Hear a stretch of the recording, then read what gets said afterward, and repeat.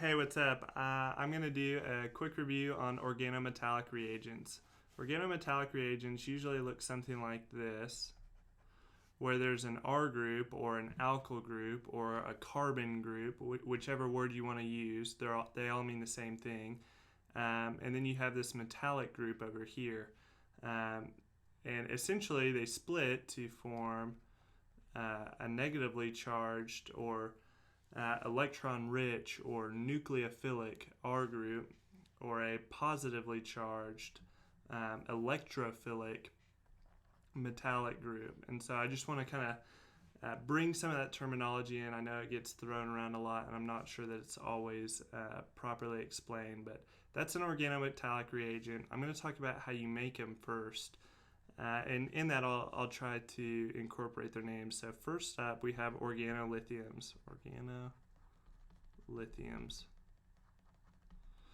And organolithiums, you start with a alkyl halide. So the X is the halide, usually something like RCl. Chlorine, bromine, those are your halides, along with the others.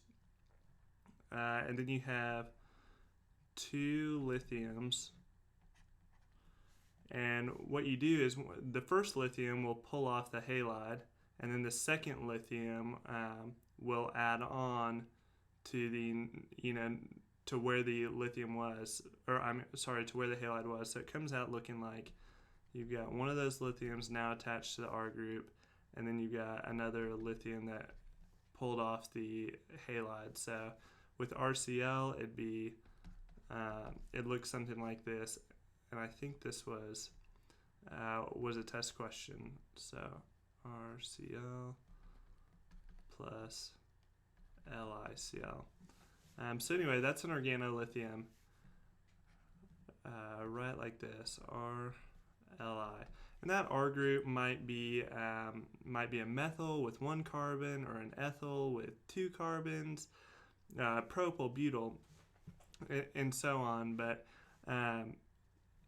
they dissociate to form the negatively charged R group and the positively charged lithium. And so what this is it's a really strong base or electron donor that is willing to attack a partially positive charge and add on nucleophilically. And so it's a way of nucleophilically adding a carbon group or an alkyl group onto a compound. So that's organolithiums. I'll do that. Next up, we've got Grignard reagents. And Grignards are very similar to organolithiums and how they react and what they do. But you go about making them a little bit differently. You start with that alkyl halide again, and this time I'll use bromide, and then you add magnesium in ether.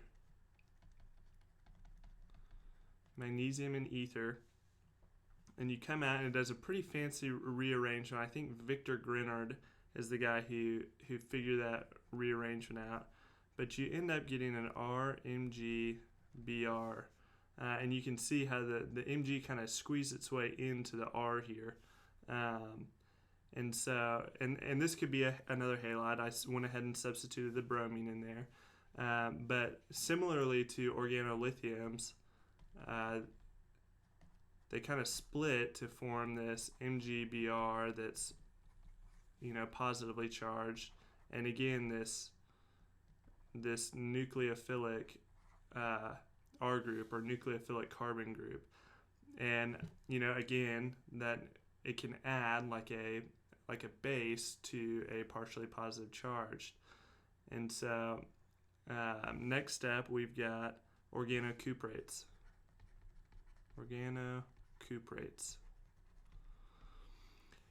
And these follow a little bit different mechanism of preparation. I think you can start with the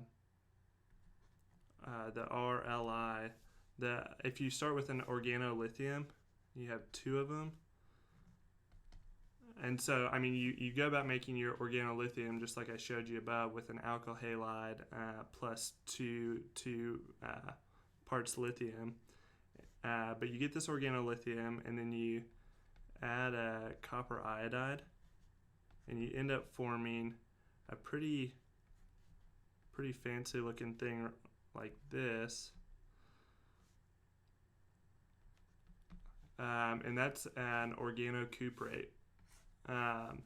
And so again, the lithium kind of comes off as this positive charge, and you're left, this one is a little bit different than the first two, and that you're left with this kind of negative complex. And so what that means is that organocuprates are not quite as reactive, and they react a little bit differently. And so in the future, I'm going to go into why they're different and how all of these organometallic reagents react. But real quick, I want to leave you with this awesome picture. This is Henry Gilman. Henry Gilman is called the father of the father of organometallic chemistry. Organometallic. And he actually figured out the organocuprate reaction, and so he figured, let me get a different color here I want to emphasize what a stud this guy was. He figured out how to synthesize this organocuprate, and it's often called the Gilman reagent. Gilman reagent. And just so you can get like some real world perspective here, Henry Gilman was born in the late 1800s, and I think he died in like the 1980s. But when he was a pup coming out of Harvard, he went over to Paris, and I think he, just doing chemistry research, hanging out with all the rest of the chemistry nerds of the early 1900s, and he met a pretty cool guy named Victor Grignard. And so Victor Grignard inspired Henry Gilman to go into the field of organometallic chemistry, and Henry Gilman ended up being a stud at it, figured out the organocuprate, and now the organocuprates hang out with the Grignard reagents, and it's all because those two guys were big time into chemistry. So anyway, Henry Gilman, bad A. And I will see you in the next video.